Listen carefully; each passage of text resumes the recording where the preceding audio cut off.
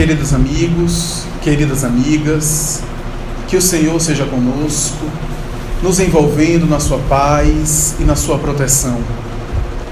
A notícia explodia de boca a ouvido, porquanto as informações daquele peregrino estranho tomavam conta não apenas da Galileia, mas também da Judeia de maneira geral.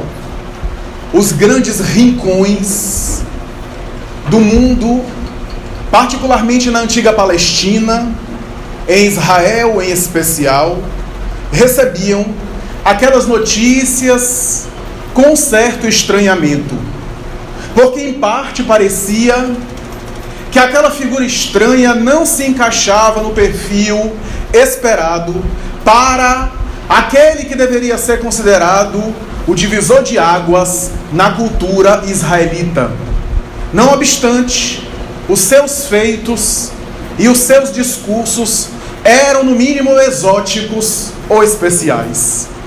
A sua palavra alcandorada de força, de poder, cujo verbo flamívono arrebatava multidões, sensibilizava a coletividade e chamava a atenção, fazendo com que no mínimo as pessoas reagissem, particularmente a soberba cultural de todas as épocas, que quase sempre tem dificuldade de assimilar a verdade, porque a verdade tem o condão de parecer algo transparente, ser algo transparente para as pessoas desataviadas, e quase sempre perturba e gera reações nas pessoas que são contaminadas pelo bafio da soberba, da arrogância e dos preconceitos de todas as épocas. A notícia a respeito daquele homem e da sua mensagem especial sensibilizava a população circunvizinha da Galileia, região que ele preferira de uma maneira especial para pregar. Tudo isso porque Israel vivia na época um clima muito negativo, um clima de grandes convulsões sociais, um período de profundas crises, de alterações paradigmáticas, dentro das quais os modelos de explicação da sociedade, de visão de mundo, de modo de ser e de funcionar, já não eram suficientes e não satisfazia o povo hebreu de maneira geral. Qual acontece nos tempos atuais? A sociedade hebraica em particular e a mundial de maneira mais abrangente vivia período de crise e de grande transição. Pior ainda quando nós consideramos que as manifestações da profecia sempre consolaram o povo chamado eleito de Deus. Yahvé procurava de alguma forma refrescar as almas escolhidas através dos seus emissários, que eram os profetas, e que periodicamente se manifestavam no mundo, chamando a atenção, inclusive, da cidade santa Jerusalém, cuja região era a representação máxima da religiosidade do judeu da Judeia ou hebreu de outras regiões. Mas a verdade é que naquela época em que aquele discurso exótico começou a chamar a atenção, já havia mais ou menos 400 anos que não aparecia um profeta em Israel. Parecia, segundo alguns interpretadores, alguns hermeneutas do Torá, da lei, do Antigo Testamento, aqueles especialistas na tertúlia, no intercâmbio, na retórica e na oratória rabínica, parecia aos olhos desses estudiosos que Yahvé havia se esquecido do povo e que a boca profética havia silenciado a sua voz. 400 anos sem um profeta, por cuja boca eles quase sempre davam alguma mensagem de consolação, de conforto, para que aquele povo sofrido, vítima da diáspora, vítima do cativeiro do Egito e mais tarde da Babilônia, vítima de personalidades como Nabucodonosor, da Síria, e de outras personalidades hediondas que de vez em quando invadiam a Palestina, estabelecendo guerras hediondas. Aquele povo tão sofrido e tão anatematizado, e que na época também era vítima de um outro jugo, a dominação do Império Romano, naturalmente tivesse a consolação, uma mensagem que pudesse fortalecer a sua fé, já que a humanidade sempre necessita de mensagens que a renovem, que a purifiquem, que a restaurem ou resgatem nela o ânimo, a disposição, a conceituação da fé, o sentido da vida, a crença nos seus ideais. E quase sempre os profetas falavam ao seu povo dos patriarcas anteriores a eles, que sofreram mais do que eles. A cultura israelita toda era calcada nessas bases, de que os seus antepassados passaram por muitas dificuldades. É como se numa família nós tivéssemos que contar a história para os filhos, os netos, a respeito daquilo que os avós, os bisavós passaram, para que a família pudesse chegar onde chegou. Às vezes até falta um pouco em nós essa cultura do respeito aos ancestrais, dos valores diante daqueles que nos antecederam na jornada. Israel se sustentava nessa fé, na história que era contada em relação a respeito desses homens de fé que antecederam as suas gerações. E assim, a boca profética parecia silenciar a sua voz. Mais estranho ainda, ao perceber os grandes centros culturais da Palestina, que aquele homem exótico quase sempre preferia regiões profundamente descaracterizadas, regiões quase sempre excluídas ou sem nenhuma projeção social, político, cultural para a época. Escolhia regiões e cidades que não eram nem mencionadas na tradição rabínica, algumas das quais não tinham nem instituições fortalecidas de sinagogas, de templos religiosos. E foram naquelas regiões que ele preferiu falar e pregar a respeito da sua mensagem. A sua mensagem alcandorada de bênçãos, envolvida em grandes perfumes de tonos que era diferente até então estabelecido, mas ao mesmo tempo que ratificava as grandes tradições do povo hebreu, deveriam de alguma forma sensibilizar as massas de Israel. A verdade é que a escolha dele era quase sempre em relação à Galileia. A Galileia, que era uma região preterida, desconsiderada, profundamente sem importância para a época. Israel, em geral, passava por grandes sofrimentos. Basta recordar os impostos, que era motivo de grande rixa entre o hebreu e Roma. Basta recordar as personalidades que estavam no poder e que esmagavam o povo, o chamado poviléu, o povo simples, a população, as massas. Basta perceber que até a tradição religiosa estabelecia conceitos de segregação e de preconceito. Basta recordar que de um lado tínhamos um Otaviano, Júlio César, de outro lado tínhamos os reis vassalos, porque eram governantes de Israel, mas eram vassalos de Roma, portanto eram poderosos, entre aspas, mas subjugados pelo Império Romano, governadores e potentados a serviço do Império Romano, responsáveis não apenas pela arrecadação dos impostos, mas também para manter uma certa pax romana, uma ordem para que Roma pudesse governar.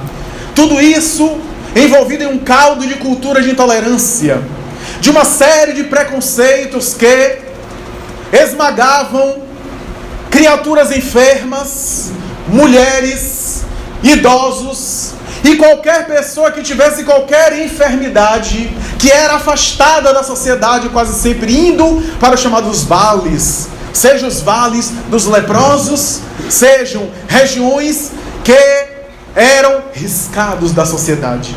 desconsiderados. Talvez foi por essa razão, pensamos nós, que quando ele começa a curar, ele sempre dizia: vai e te apresenta aos doutores da lei. Não era um exibicionismo como se achou, para que ele pudesse ser conhecido diante dos doutores da lei, porque ele já o era, já que os fariseus sempre estavam armando contra ele. Ele assim o fazia para que aqueles que foram beneficiados das suas mãos, do seu magnetismo curador, pudessem se apresentar à autoridade civil e também religiosa, porque era uma coisa só, para ter o seu nome reinscrito na sociedade, ser reinserido socialmente, já que qualquer pessoa com loucura, com lepra, e a lepra na época não era apenas um mal de Hansen, mas qualquer problema dermatológico, qualquer problemática na derma, era riscado do livro dos vivos e era considerada morta. Vai e te apresenta aos doutores da lei, para que a pessoa pudesse ser reinserida socialmente. Mas a escolha dele na Galileia é uma escolha que perturbou, confundiu e fascinou muita gente, mas também desafia os tempos atuais, porque a Galileia era uma região pequena, desconsiderada, como dissemos, feita de pessoas analfabetas, na sua maioria pessoas que eram dedicadas ao campo, ao trabalho agrícola ou ao trabalho da pesca. Por conta a Galileia era banhada por lagos e rios, pelo mar de Tiberíades, pelo lago de Genezaré e por outros afluentes, e quase sempre a Galileia não era nem considerada, a não ser em alguns momentos quando algumas personagens importantes passaram por lá. Por exemplo, Cleópatra, a rainha do Egito, que passaria na época do segundo triunvirato com Júlio César, Marco Antônio e Lépido. Na época em que os três estavam brigando pelo poder romano, ela passara por uma região da Galileia, chamando a atenção para ficar ali, naturalmente sendo beneficiada pelos ventos que sopravam no verão, de maneira mais fresca, de maneira mais suave, e para passar as suas férias. Nada mais. Os historiadores nem mencionam ou quase não mencionam a Galileia. Flávio Josefo, mais tarde, o historiador do povo hebreu, vai mencionar na sua obra Antiguidades Judaicas a região da Galileia de maneira bem en passant, graças ao movimento que ele próprio estabeleceu na sua época. A verdade é que a Galileia era tão desconsiderada, se nós compararmos, por exemplo, com a Pérea, uma outra região, que ficaria mais ao noroeste da região da Galileia, a Pérea era caracterizada por grandes intelectuais, uma atividade comercial muito mais intensa e uma vacuidade intelectual, uma vacuidade cultural sem tamanho. Se nós olharmos, por exemplo, as tetrarquias de Israel, as grandes regiões que foram divididas, Israel, para que os filhos de Herodes o Grande pudessem governar, foi dividido, portanto, em 4, tetrarquia. Nas grandes regiões, por exemplo, de Samaria, de um lado, vítima da presunção e da soberba e dos conflitos. A Samaria era um palco constante de lutas, seja lutas civis, em face do conflito que se estabeleceram entre samaritanos, que eram hebreus da Samaria, norte de Israel, e hebreus da Judéia, chamados judeus, que eram aqueles que ficavam no sul, cuja capital era Jerusalém. Não apenas conflitos corporais, lutas mesmo, conflitos civis, mas também conflitos teológicos, discussões religiosas, para estabelecer um local sagrado onde Yahvé deveria mergulhar a sua face, na expressão do hebreu, para se apresentar ao seu povo. No monte de Garizim, no templo da Samaria, no templo de Jerusalém, e assim as disputas, as discussões eram infindáveis.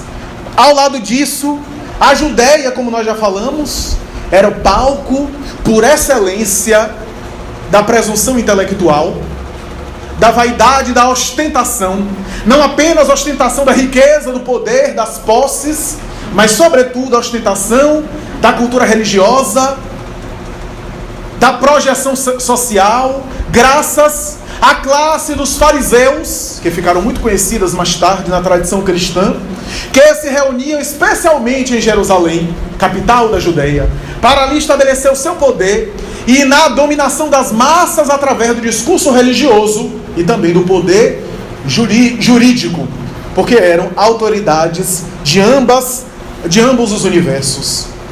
Por outro lado, nós vemos a Traconítida como uma amálgama de todas essas confusões que nas suas regiões também estabeleciam os seus conflitos quase que intérminos. E Roma, com seu imperador e os seus procuradores, estabelecia o seu status quo como uma águia dominadora, que não se preocupavam com essas lutas intestinas, desde que pudesse dominar mais e conquistar mais incessantemente. Era esse o cenário do mundo. Por outro lado, a despeito de todas essas características culturais, esse desenho dessas paisagens, a Galileia respirava um clima de relativa tranquilidade. Pessoas simples, que iam ao campo, que iam pescar, que colhiam seus peixes, que se alimentavam, analfabetas, que não tinham às vezes acesso a sinagogas, mas oravam na tradição oral, porque não sabiam ler e escrever, na sua maioria, oravam as tradições das orações dos seus patriarcas, dos seus antecessores, dos seus pais, e estabeleciam o culto a Deus, a Yahvé, essa Galileia que foi preferida por ele. E por essa razão, o seu evangelho mais tarde vai citar várias cidades da Galileia: Dalmanuta, Magdala, Nazaré, Cafarnaum, todas elas pertencentes à Galileia. Ele próprio, que era visto como galileu, embora não fosse, porque segundo a tradição nasceu na cidade de Belém, portanto era judeu da Judeia, Belém de Judá, para estabelecer a tradição, porque segundo um profeta que o antecedeu, o Messias deveria ser da linhagem do rei Davi, e portanto deveria ser da tribo de Judá. E ele, que estava muito acima dessas questínculas e desses preconceitos, no entanto se submete nessa programação divina, vindo na linhagem do rei Davi, para corroborar as teses dos grandes missionários, que eram os mensageiros dele mesmo, antes que ele viesse, e que estabeleceram essa cultura para que ele pudesse ser confirmado mais tarde. Embora fosse de Belém de Judá, viveu em Nazaré com a sua família, que toda ela, segundo a tradição, deveria pertencer a Nazaré. E mais tarde se afasta da cidadezinha de Nazaré por causa de uma complicação junto a algumas autoridades religiosas ali presentes e algumas perturbações na própria família consanguínea, e para que não houvesse nenhum tipo de consequência para a sua família biológica, ele prefere se afastar de Nazaré, para depois que sua mãe estava já amparada, durante 30 anos amparando a mãe, que era viúva do seu marido, já idoso, casou-se com ela por segundas núpcias, ele inicia o seu messianato. Segundo a tradição, entrando numa sinagoga, diante de um texto que estava sendo lido pela autoridade farisaica a respeito do profeta Isaías, que falava do Messias, do homem que deveria vir, e quando é franqueada palavras para a população geral, para as pessoas, ele toma a palavra, como era de hábito e era do seu direito, e começa a interpretar o texto de tal forma que alguns começam a suspeitar a partir dali que ele era a personagem sobre a qual ele estava tecendo considerações. A partir desse momento, a sua mensagem, como uma brisa refrescante que joga a pétala das rosas que despedaça, vai em todos os rincões e chama a atenção das pessoas que começam a buscá-lo. E ele, não obstante preferindo as regiões da Galileia, de tal forma, para talvez também dar um ensinamento a respeito daquele preconceito infundado, a tal ponto que quando ele foi na direção de uma personagem do Evangelho muito conhecida, e ao curá-la, Natanael ben Elias, antes de curá-lo, conforme a tradição de Israel, segundo o evangelista, o próprio Natanael, antes de conhecê-lo, vai dizer: mas ele é da Galileia, e o que é que pode vir de bom da Galileia?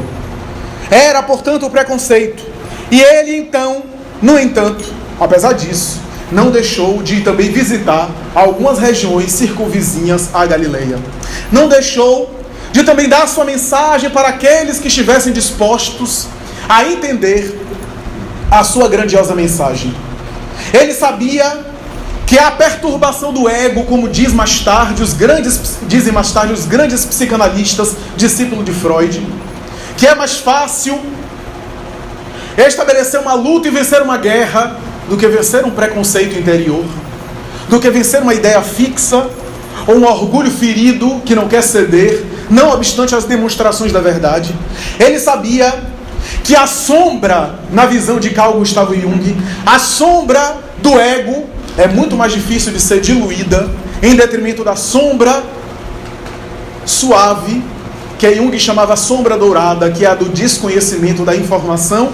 É por essa razão que ele quase sempre preferia aquelas pessoas já desconsideradas. Porque as pessoas desconsideradas já sabiam dos seus erros, já tinham consciência do seu valor e também dos seus equívocos. Por essa razão ele quase sempre, sem ter medo de ter o seu prestígio comprometido, andava com pessoas consideradas pecadoras, pessoas consideradas de má vida, e ali se misturava, entre aspas, com elas, para ensinar-lhes a verdade, porque é mais fácil alguém que tem consciência das próprias imperfeições melhorar-se do que aquela pessoa que acha que está numa condição evolutiva que não se encontra. Essa quase sempre tem dificuldade de evoluir, porque o orgulho, o ego, não a deixa avançar, não lhe permite se transformar. Talvez foi por essa razão que um grande teólogo católico vai dizer: Jesus preferia esses humildes, esses que têm conhecimento dos seus defeitos, porque quase sempre aquela pessoa que se acha distante de Deus está mais próximo dele, e aquela que se acha mais próxima de Deus é que está mais distante. É o paradoxo da humildade, é o paradoxo da modéstia, e por isso ele assim o preferia. Em outras palavras, a pessoa que se gaba muito de dizer que é do bem, talvez não seja tão do bem assim. Então é essa mais ou menos a realidade que Jesus entendia, mas não deixou também de levar a sua mensagem especial para aquelas regiões mais consideradas. E um dia ele estava numa região circunvizinha a uma outra região muito famosa que tem tradição no Evangelho. Essa região chamada Cesareia Marítima, ou porque há duas Cesareias, Cesareia Marítima e Cesareia de Filipe. Mas a Cesareia Marítima, que se tornou uma grande região portuária, onde as grandes personalidades aí está, era uma região, por incrível que pareça, judia. Embora tinha toda a característica romana, porque Herodes o Grande elegeu Cesareia como a sua cidade preferida, e ali aportavam também, ele recebia os grandes procuradores e governadores de Roma. Inclusive, alguns anos atrás foi achado em Cesareia Marítima uma inscrição, como se fosse uma espécie de medalha de homenagem no mármore a Pôncio Pilatos, que estava perdida há milhares de anos e que foi achada algumas décadas atrás. Cesareia Marítima, ali era a representação máxima da miscigenação cultural, porque Herodes, para agradar o imperador, deu o nome da cidade Cesareia, em homenagem ao César. E ali estabeleceu uma série de fenômenos culturais para que aquela cidade pudesse ser uma cidade judia, mas essencialmente romana. A cidade mais romana da Judeia, a ponto de ser considerada popularmente como a capital civil e militar da Judeia. Cesareia tinha uma série de fenômenos culturais que pareciam uma cópia de Roma, porque tentava rivalizar com o povo romano. Mas como era uma cidade de cultura hebraica, os hebreus também participavam dessas festas. Havia a luta de gladiadores, a representação e a personalidade representante de César ia ali e lá, para inclusive dar o sinal com o polegar para cima ou para baixo, a fim de que as lutas continuassem ou parassem. Havia espetáculos de dança, havia espetáculos artísticos culturais, havia uma série de espetáculos, e o momento máximo era a corrida de bigas de Roma, na tradição romana. E tanto o governador da Judeia, quanto os grandes homens que ali ficavam, tentavam de alguma forma elevar os festivais da Cesareia para fazer rivalidade a Roma. E os hebreus, alguns dos quais ricos e que detestavam o Império Romano, se preparavam para vencer como numa Olimpíada, os romanos, nesses espetáculos, principalmente o de bigas, que era o mais esperado. Foi assim, é assim, que nessa cidade nós teremos anualmente esse espetáculo muito esperado, onde os hebreus se preparavam para assim conseguir, através de escravos, com animais, com bigas muito bem estabelecidas, com exercícios e treinamento adredemente preparado, poder enfrentar Roma e demonstrar para Roma que o hebreu era uma raça especial. Essa era mais ou menos a ideia, essa era mais ou menos a mentalidade do Império Romano, da cultura israelita diante do Império Romano. A verdade é, meus amigos, que Jesus estava por aquela região, ou melhor, numa estrada que levava a Cesareia. Estava numa região circunvizinha a uma cidade da Galileia. Os evangelhos não mencionam que região é essa, mas a estrada daria para Cesareia. Os discípulos, nessa estrada, pararam no caminho e entraram em uma região, em uma aldeia ali próxima, para pegar alimentação, para recolher algum alimento ou algo especial. E então, foi nessa condição que Jesus ali ficou, esperando a volta dos seus discípulos, para que pudesse estabelecer e prolongar a sua caminhada. Quando aparece nesse ínterim um jovem, que caminha de maneira quase célere pela estrada onde Jesus estava. A noite parecia começar a cair sem dar aviso prévio. As primeiras estrelas no céu. A brisa, a paisagem descrita pelo Espírito Amélia Rodrigues na obra Luz do Mundo é de uma beleza especial, porque as rosas perfumadas e a vegetação em festa davam um aspecto bucólico. Jesus, fazendo o ângulo reto com o corpo sentado, de maneira austera, à semelhança de um grande profeta hebreu, embora a aparência simples de um galileu, de olhos baixos, ouve as pegadas daquele jovem que se aproximava. Devia ter mais ou menos 20 anos. A cabeleira abundante à Babilônia. Embora os traços hebreus, estava todo trajado à moda romana. As características de nobreza, as vestes de linho raro, as joias em forma de anel que passavam pelos dedos, o olhar atrevido, a expressão felina, a fisionomia da face, da testa e do nariz, algo agressivo e ao mesmo tempo impetuoso. Os olhos incendiavam de fogo, de entusiasmo, de apaixonamento, como acontece com a maioria dos jovens. Ele passa e é ele quem olha Jesus primeiro. E ao olhá-lo, ele se emociona profundamente, se perturba, não sabe dizer o que é que acontecia. Aquele homem exercia sobre ele um magnetismo que ele nunca pôde entender. Ele parece diminuir um pouco a aceleração do seu passo. Se aproxima daquele estranho peregrino como se fosse conduzido por um magnetismo especial. Que Emmanuel, o espírito nobre, na obra há 2000 anos, vai relatar na sua própria experiência quando o senador romano, Públio Cornélius Lentulus, encontra esse mesmo senhor em uma região de Cafarnaum, e diante de quem ele, senador romano, dobra-lhe a cerviz e cai ajoelhado em pranto, sem entender porquê, depois achando que era uma espécie de alucinação, mas que não pôde entender aquele fenômeno especial daquele magnetismo invulgar. A verdade é que Jesus continuava de cabeça baixa. Já havia percebido a presença do jovem, e ali meditava, refletia.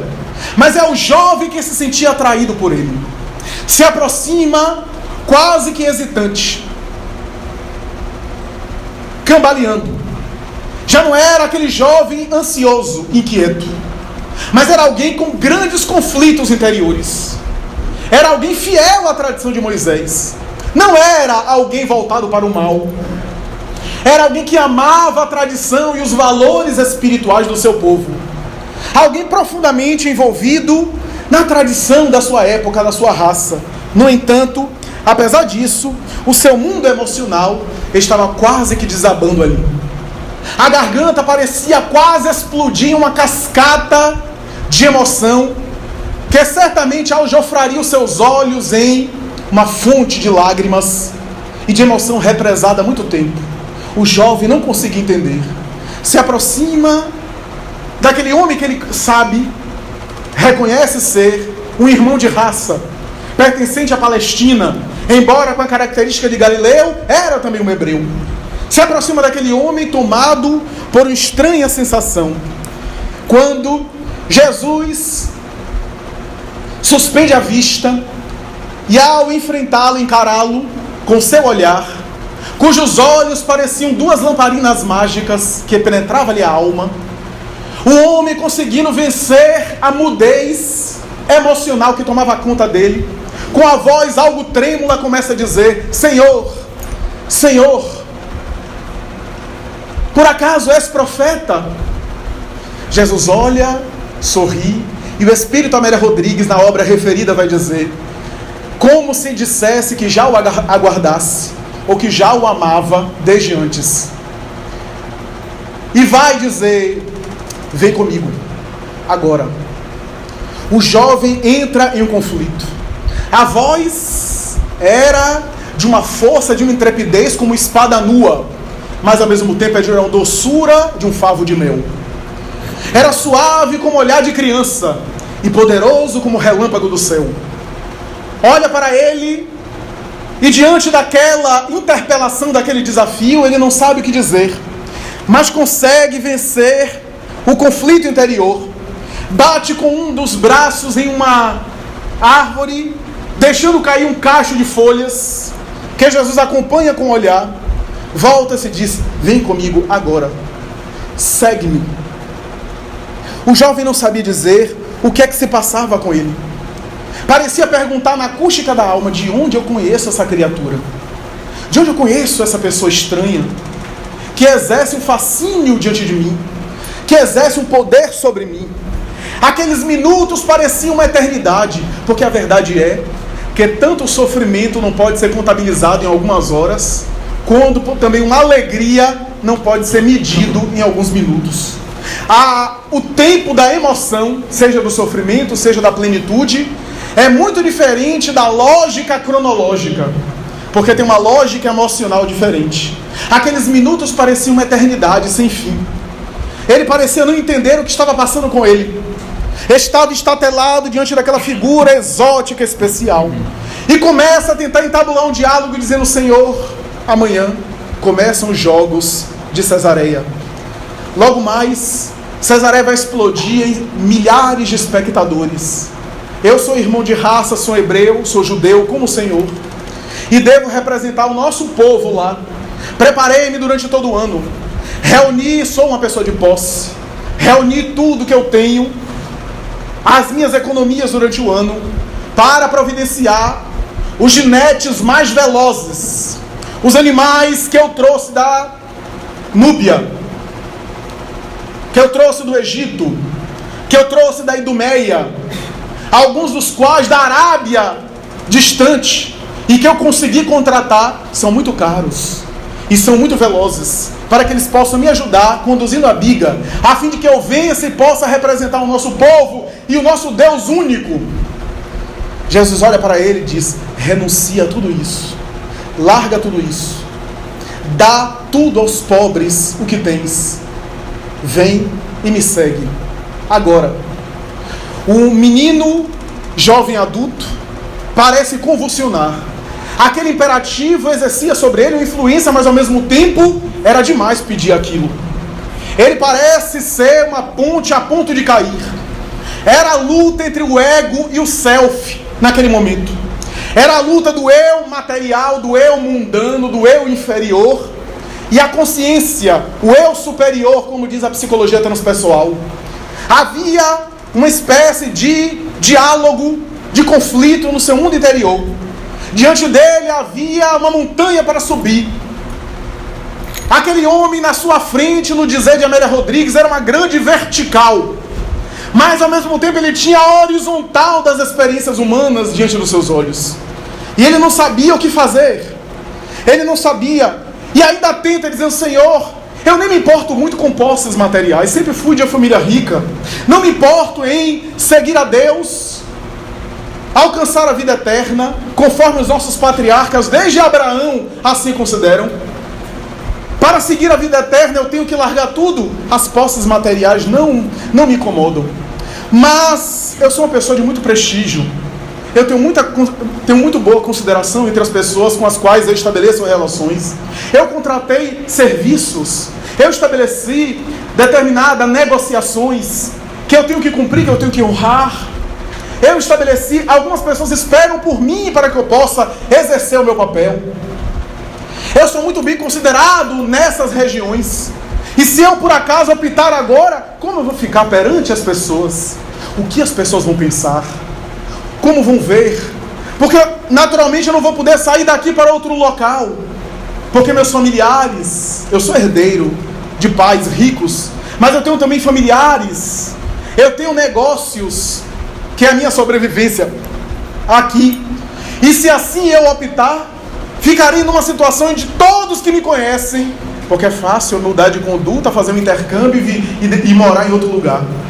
O difícil é eu ter uma vida mundana, leviana, insensata, mudar de conduta e ser visto por aqueles meus parceiros de futilidade de antes e permanecer na mesma conduta. Por isso Paulo de Tarso era admirável, porque ele não apenas renunciou tudo no sentido de posição, mas ele era visto pelos seus colegas, pelos seus amigos de Sinédrio, pelos seus mais caros colegas de poder de Israel, e ele renunciou tudo para viver como um mendigo, sendo visto em Jerusalém e nas regiões da Palestina como um psicopata, como louco para cá e para lá, renunciando a tudo, inclusive a sua credibilidade, porque às vezes a gente renuncia a valores, mas não renuncia a nossa imagem, a nossa credibilidade.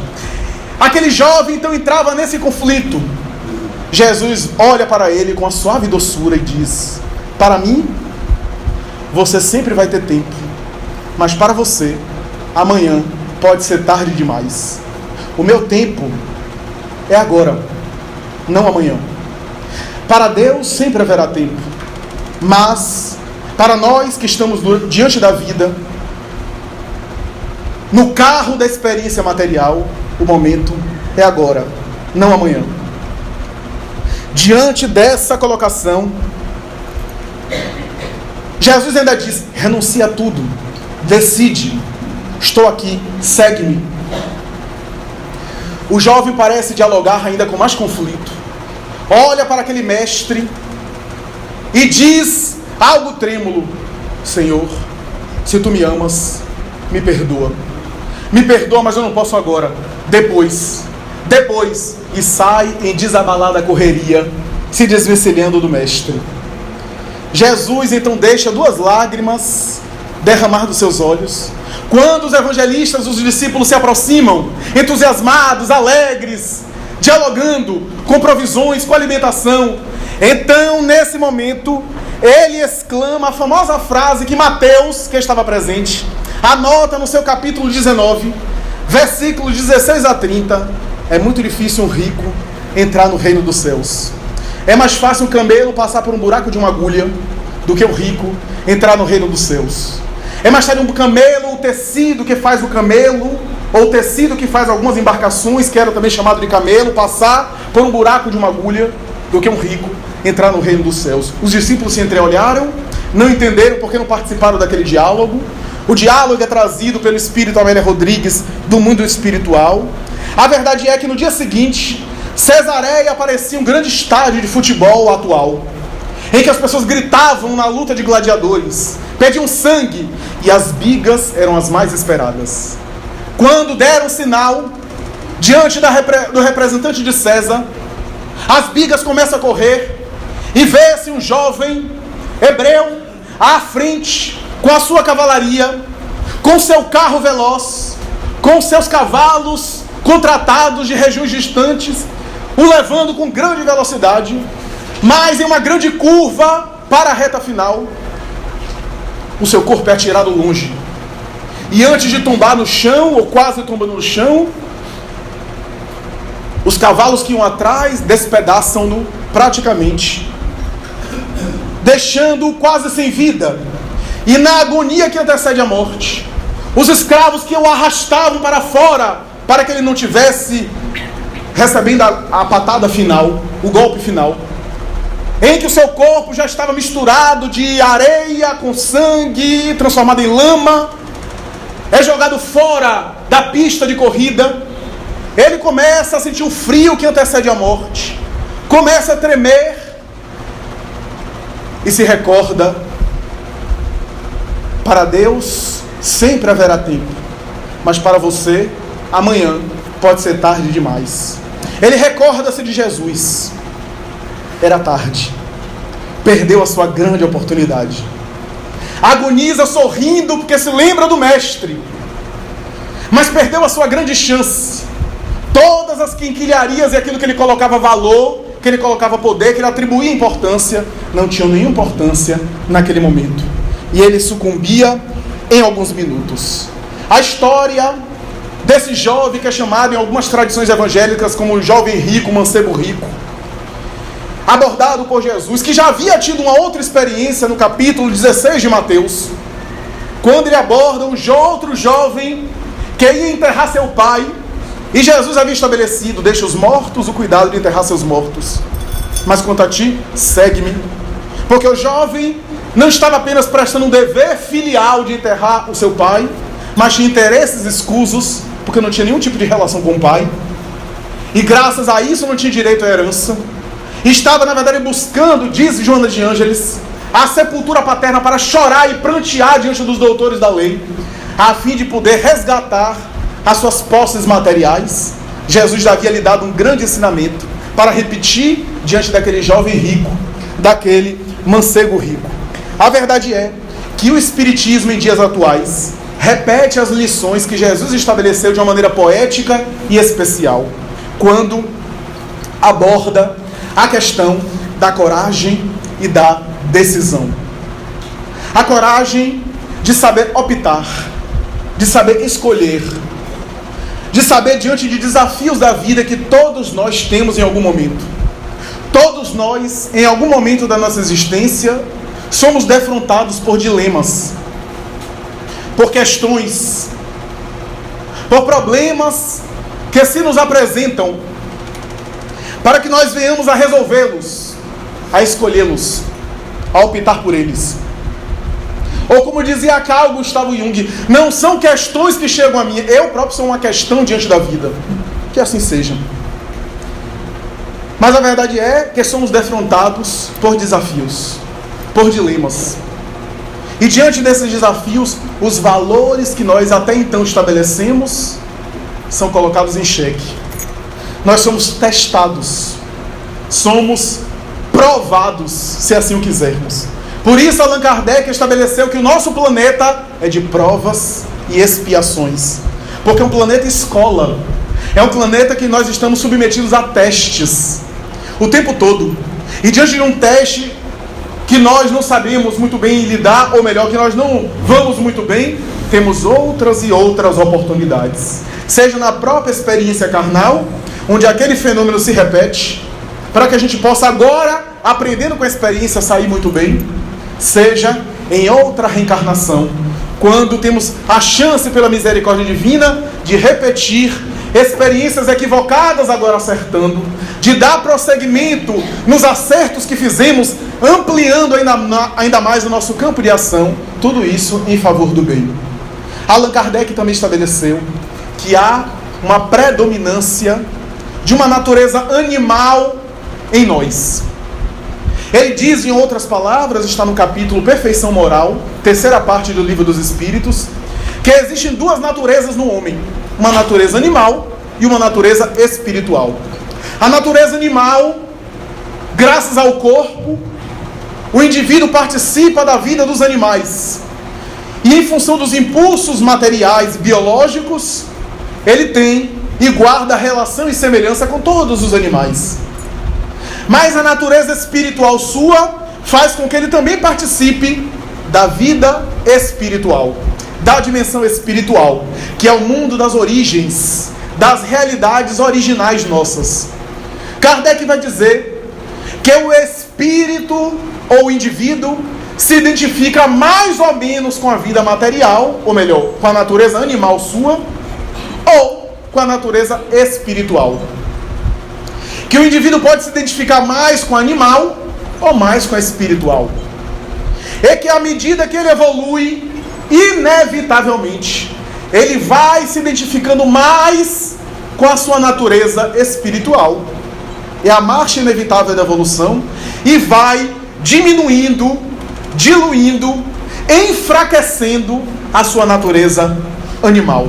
O que levou o Espírito Emmanuel, numa obra formidável, Vida e Sexo, a dizer: nenhum instinto da criatura é destruído, mas é transformado, é sublimado, é redirecionado. Daí todas as manifestações instintivas da criatura não são negativas.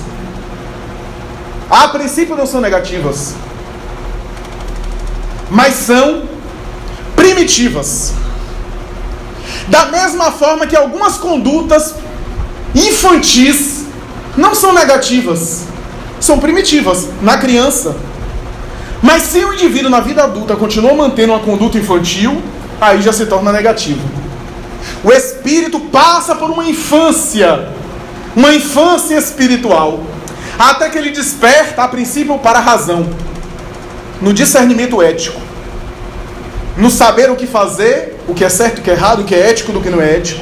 No nosso nível de consciência, com raríssimas exceções, todos nós já temos discernimento ético, já temos uma noção do que é certo e do que é errado. O grosso modo, já temos, com exceção de algumas regiões do mundo onde ainda há antropófagos, onde há pigmeus africanos, onde há espíritos primitivos fazendo as primeiras reencarnações humanas, onde não há ainda o senso intelectual, menos ainda o senso moral desenvolvido. Retirando isso, todos nós temos um certo nível de discernimento ético. Por isso que é um mundo de provas e expiações.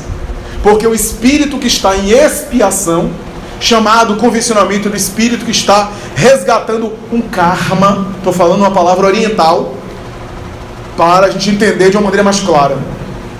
Todo espírito que está resgatando débitos é um espírito que já tem discernimento e equivocou-se sabendo.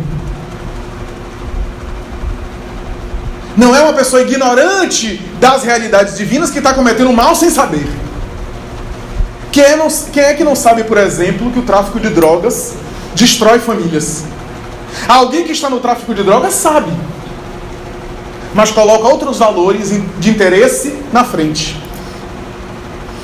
Esse espírito, ao se defrontar diante da sua própria consciência no mundo espiritual, perceberá os crimes hediondos que cometeu e retornará em expiações dolorosas. O uso da inteligência para o mal resulta, quiçá, sem generalizar, uma inteligência defeituosa, uma problemática mental, uma deficiência orgânica, uma limitação cerebral, uma impossibilidade de se manifestar como queira no mundo, expiações. Estamos falando em termos mais graves, mas existem também provações, que são equívocos mais suaves, ou com menos teor agravante, com algumas atenuantes, para me exprimir numa expressão jurídica. Esse indivíduo volta com uma razoável autonomia, mas ainda assim sofrendo os efeitos da sua conduta do passado, em forma de ansiedade, de conflito, de dilemas. E os dilemas diante dos quais nós somos defrontados são também provações, em que o espírito agora é estimulado a tomar uma decisão a fim de ou superar uma tendência do passado em um novo padrão, ou reincidir no mesmo equívoco de ontem. Há dilemas que são muito pessoais, alguns dos quais não há uma resposta específica, porque são dilemas existenciais e só a pessoa sabe como fazer ou até que ponto vai naquela questão. O que nós podemos dizer é orientá-la à luz do Evangelho ou ajudá-la a descobrir a sua resposta.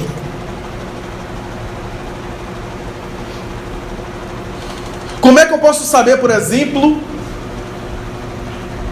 até quando a pessoa vai, suporta ou não suporta uma vida conjugal X ou Y, ou se consegue sobreviver sem ela.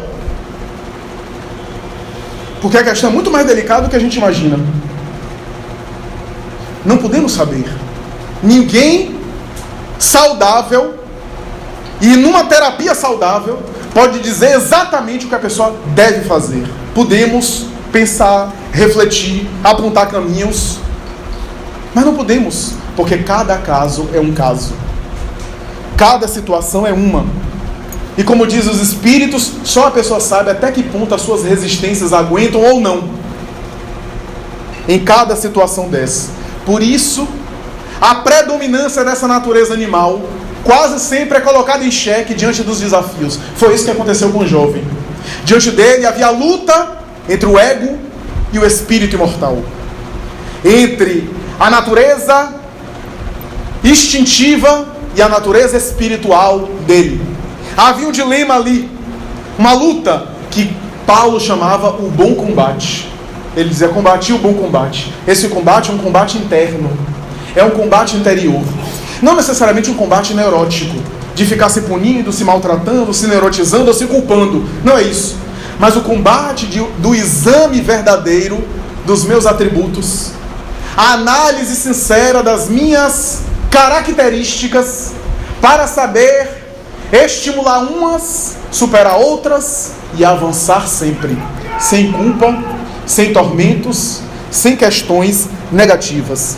Então tudo isso tem a ver com as questões que os espíritos abordam Allan Kardec, a ponto de dizerem, mais tarde, que na natureza animal do ser humano existe um dos elementos chaves que originou essa natureza animal na experiência irracional, que é o instinto de conservação da vida. Um dos instintos mais fortes que ainda a gente tem. Esse instinto de conservação nos prende à matéria, o que é muito bom. O mecanismo foi bom. Mas agora, com a razão, a gente usa ele exacerbando para um lado ou para o outro. Seja na razão de ignorá-lo e até desrespeitar o instinto de conservação, na postura suicida. E aqui, quando eu falo suicídio, não é apenas o extermínio direto da própria vida, mas qualquer conduta suicida homeopática, que também é um desrespeito para com a vida orgânica, a vida material. E por outro lado, o medo terrível da destruição, que também é o raciocínio levado ao excesso do instinto de conservação da vida. Porque quando se nasce a razão, o indivíduo começa a manejar essas heranças animais. E um dos filhos principais do instinto de conservação da vida chama-se medo. O medo é uma das emoções, aliás, os psiquiatras e os grandes estudiosos do comportamento do ponto de vista evolutivo vão dizer que o medo é a emoção mais básica da criatura. O medo parece ser o sentimento que nasceu primeiro na criatura. Aliás, parece que o espírito Emmanuel concorda com a tese das ciências cognitivas que assim asseveram. Porque Emmanuel tem um livro dele que ele vai dizer o seguinte: a fé nasceu no berço rústico do medo. Ou seja, a religião nasceu a princípio pelo medo. O medo da agressão natural, dos terremotos, das coisas da natureza. E graças a isso, o holocausto. Matou uma vida, oferece a vida para que a sua vida seja poupada. Lentamente, esse holocausto de sacrificar vidas vai brotando o sentimento de adoração. Veja que coisa interessante. A adoração nasceu da destruição e do medo. Então, o medo é esse sentimento básico da evolução, que faz com que, segundo as ciências cognitivas ainda, nós temos duas reações diante do medo: a reação de fuga ou a reação de combate. Diante do medo, ou o indivíduo foge ou o indivíduo enfrenta. É essa a ideia básica que está presente em nosso inconsciente profundo, que tem a ver com o instinto de preservação da vida. Diante de uma ameaça, eu reajo dessa forma. Então, por isso nós falamos que a agressividade quase sempre é manifestação do medo. Toda pessoa muito agressiva é uma pessoa com medo. Uma pessoa com muito medo, com muito conflito interior. Então ele agride com medo de ser agredido. Então é essa mais ou menos a ideia. Mas o medo, nem o instinto vai ser reprimido, se não transformado. O medo trabalhado pode naturalmente, amadurecido, transformar em prudência, cautela, lucidez, bom senso. Não trabalhado pode exacerbar o instinto de conservação para as fobias, para os transtornos do pânico, para a síndrome de ansiedade, que é o outro lado, o extremo da situação. O que fazer? Nós temos a tendência ao medo da mudança. Tudo que naturalmente sai do nosso controle, já que a gente tem uma obsessão de controlar as coisas, né? É quase que um sintoma da nossa geração, da nossa cultura atual. Todos nós queremos controlar. Talvez porque a gente controla o mundo num clique de dedo. Qualquer coisa a gente tem num clique. É só a gente perguntar o oráculo, que é o Google, e aí o oráculo responde. Então a gente tem essa tendência de controlar, essa obsessão de querer controlar as coisas, que na verdade a gente não controla. Mas essa ilusão, e sofremos muito quando as coisas saem do nosso controle. A experiência da fé, por incrível que pareça, a experiência do desenvolvimento da natureza espiritual é justamente sair do controle. É justamente uma entrega positiva, que faz com que o indivíduo acredite, ou melhor, confie irrestritamente, como diz Joana de Ângeles, em algo maior. A fé, disse ela, é a confiança irrestrita em Deus, que se manifesta em autoconfiança. É que resulta em um sentimento de coragem para enfrentar os desafios da existência e para mais tarde gerar a decisão, que é o comportamento. Porque se a coragem é o sentimento, a decisão é o comportamento. Então, vai dizer Joana de Ângeles, nós temos uma espécie de medo da mudança interior. Racionalmente a gente quer mudar, a gente quer melhorar, a gente quer evoluir, mas o nosso ego, internamente, muitas vezes quer manter os hábitos antigos. Porque mudar significa sair do lugar. E quando a gente sai do lugar, exige esforço. Não deixa de ser uma espécie de sofrimento. E como o nosso cérebro não quer sofrer, nós não queremos sofrer, nós temos uma reação contra o sofrimento, tendemos a ficar no mesmo lugar. Por isso a gente reage. Em uma outra obra, Joana de Ângeles, Autodescobrimento, vai dizer: o indivíduo que já despertou para a mudança, mas emocionalmente ainda está vinculado aos vícios do passado, vive uma dualidade. Parte da sua alma tem saudade do passado, dos vícios que acumulou e que alimentou, e parte tem anseio para um futuro melhor de mudança. E no presente ele sofre essas duas pressões. Ou seja, eu sei o que eu devo fazer, eu sei que eu devo melhorar, mas emocionalmente eu acho que eu não consigo. Eu acho que eu não consigo. Pelo fundo, como diz os espíritos, toda pessoa que diz eu não consegue, está inconscientemente se confessando: eu não quero, eu adoro ser assim. É tão gostoso ser assim. É a verdade. Não sou eu que estou dizendo, são os espíritos lá na codificação. Então, porque toda pessoa que quer, ela empreende. É óbvio que há hábitos milenares que estão ali arraigados, que não vão ser modificados de uma hora para outra, mas a pessoa consegue. Se ela insistir, aquele atavismo ancestral é superado. Não há mágica. Por isso o apóstolo Paulo costumava dizer: ou frio ou quente, morno não. Por quê? Porque diante desse medo, a pior atitude é a pessoa ficar em cima do muro e não tomar decisão. Porque enquanto a gente não toma decisão, a gente não se equivoca, mas também não evolui, não cresce. E não passa pela experiência. É até melhor a pessoa fazer uma autoanálise. Daí a importância do autoconhecimento. Fazer uma autoanálise. Investigar quem se é, o que é que realmente se quer. E se ainda assim não tiver certeza absoluta, olha o controle, certeza absoluta dos resultados que a gente quer escolher agora e saber o que é que vai dar, nem em videogame. Tem coisas que a gente escolhe, tem opções que a gente faz agora, que a gente só vai saber se foi uma boa decisão depois. Avaliar, refletir, analisar os prós e contras e tomar a decisão. E se depois lá adiante perceber que não era aquilo, aprendeu com a experiência, mas tomou decisão. Enquanto eu fico nesse dolce far niente, esse não fazendo nada, eu não escolho, não opto, portanto não vivencio aquilo que Sartre dizia, a angústia da liberdade. Sartre dizia que a liberdade é a condição humana por excelência, o homem está condenado a ser livre, E é uma condenação mesmo, porque quanto mais livre um ser humano é, mais angústia ele tem. E é verdade, eu já falei isso aqui. Na época dos meus avós, por exemplo, não havia muito conflito na educação dos filhos. Qualquer coisa era um banho de sal grosso, uma surra de cinto, tudo ficava em paz.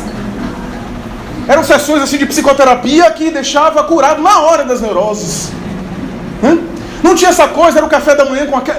Hoje, até no café da manhã, a gente tem conflito, porque a gente não sabe se o açúcar é mascavo, demerara, se é estévia, se é aspartame. É tanto conflito, é tanta opção que a gente tem, e essas opções de liberdade é que geram angústia. Na educação dos filhos, tem tanto livro como educar os filhos, como fazer, como acontecer. É tanto caminho, que a gente não sabe como fazer. E ficamos indecisos, em conflito. Porque a liberdade de optar gera angústia por aquilo que a gente não optou. Por isso Jesus falou, renuncia a tudo. Por quê? Optar por uma coisa é renunciar à restante. Não se pode servir a dois senhores.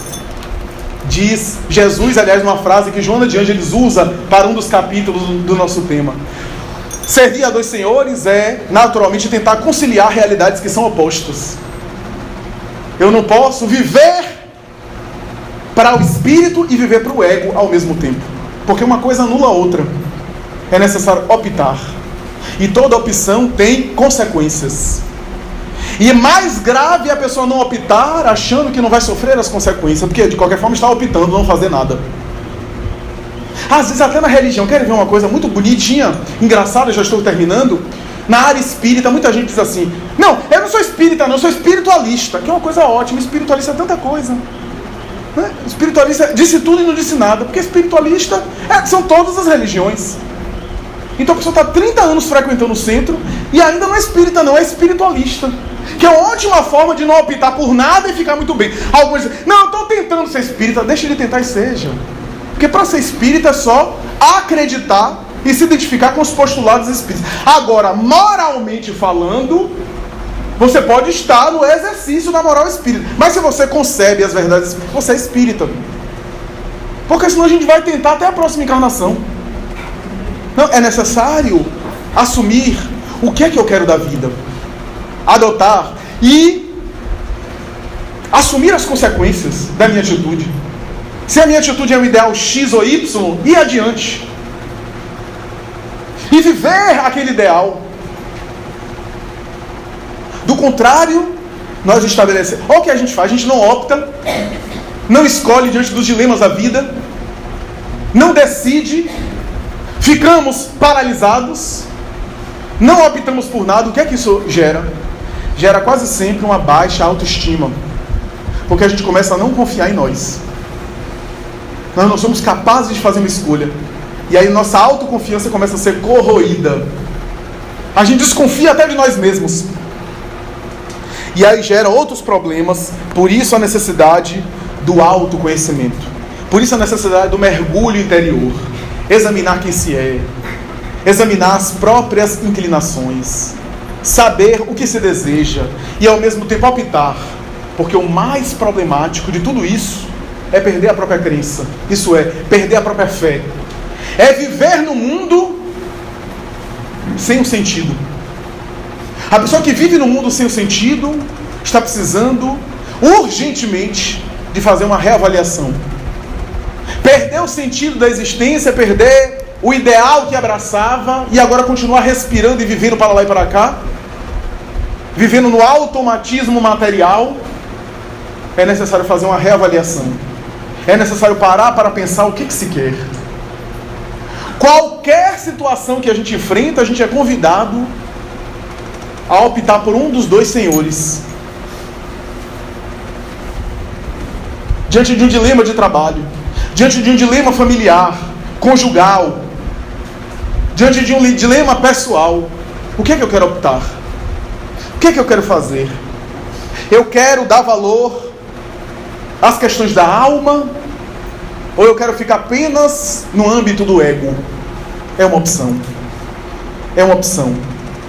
Sabendo que, como dizem os benfeitores espirituais, toda experiência pedagógica que não foi muito bem assimilada, vai ser reproduzida lá adiante, como uma nova chance para que a gente possa superar. Mas, como a gente não sabe o fio da vida física é muito tênue, é muito suave, é melhor ser agora. Não deixar para depois. Só para concluir, muita gente, e aqui no Sheila mesmo, inclusive, algumas pessoas, lá atrás, quando eu comecei, falavam, mas você ficar se envolvendo nesse negócio de espiritismo, isso não é hora para você fazer isso? Na época, eu era jovem, um pouco mais jovem do que hoje, né? Assim, eu acabei de nascer. Aí, as pessoas costumavam, algumas, inclusive colegas de juventude espírita, diziam, não, deixa para depois. Afinal, essas práticas espirituais é quando se aposentar e aí você faz. Eu nem sei se eu vou me aposentar, mas veja lá. E aí, eu me lembro de Chico Xavier, né? Imagina se Chico Xavier esperasse se aposentar. Né? Ele fazia o trabalho dele, ia para o trabalho de servidor público no Ministério da Agricultura, fazia os dois. Foi nessa época que ele produziu melhor as grandes obras de fôlego de Chico, Romance de Emmanuel, Coleção André Luiz. Foi quando ele estava no exercício do Ministério da Agricultura, tanto é que ele psicografava lá, graças à autorização de Rômulo Joviano. Depois, quando ele se aposentou, aí ele se dedicou mais. Aí eu vejo o povo, não, quando eu me aposentar? Quando se aposenta, aí o salário reduz, aí tem que arranjar bico, faz crochê e pede a reencarnação. Porque é tanta coisa, e agora para manter os netos, e aí para manter os eletrodomésticos em casa, e aí nem vai mais por cento naquela hora que ia quando estava trabalhando. Nem frequenta. E aí desencarna mal. Porque veio apenas para o mundo material. Certa vez eu conversava com uma pessoa aqui, a pessoa dizia, não, mas agora que eu estou aposentada, tantas coisas, etc. E fulano da família, fulano. Ele disse, vem cá, deixa eu te perguntar uma coisa. Imagine que você morra agora, como é que esse povo vai lidar tudo com a família? Ele disse, eu não pensei nisso. Nunca pensei nisso. Ele disse, pois é, então faz de conta que você morreu. Porque você está nessa questão há 30 anos, nas mesmas questões materiais. Não está na hora de fazer outras questões? De fazer outros questionamentos? De procurar aprofundar outras realidades também? Não está na hora de também buscar a sua plenitude espiritual? E aí as pessoas diziam e falavam, etc. E costumavam dizer, mas é importante aproveitar a vida. E eu disse, eu aproveito a vida, basta dizer que eu durmo pouco. Nem durmo, então aproveito a vida. E certa vez alguém insistiu tanto, era um colega meu da JEP, Juventude Espírita Paulo Estevam, uma casa irmã, eu era evangelizador dele, ele insistiu tanto. E ele começou a dizer, olha, você já tomou a vodka fulano de tal? Eu disse, olha, certa vez experimentei um vinho, fiquei com sono, meus olhos ficaram vidrados. Eu achei que ia saltar dos olhos. Achei o gosto horrível, travei, eu não sei o que era, eu não sou entendido dessa área. E ele disse, mas é assim mesmo. No começo você vai tomando sem gostar e vai acabar gostando, vai acabar... E aí vai se adaptando e diz, então é assim, é o hábito, né? E aí eu me lembrei que a pessoa cultivava assim alguns ressentimentos, né? E era muito brigão, vivia assim dispondo com as pessoas. Disse, e você já treinou assim, ser mais flexível? Procurar fazer o bem às pessoas, compreender. Eu não gosto não. No começo a gente também não gosta não. A gente não gosta e é ruim. Até que a gente vai treinando e vai começando a gostar. Ou seja, se é para ter um vício, vicie-se em proceder bem. Vicie-se nas coisas boas. É uma questão de direcionamento. O que eu quero dizer com tudo isso é que sempre estamos escolhendo. E a coragem de decidir pelo melhor é uma coragem que implica sempre renúncia. Muita paz.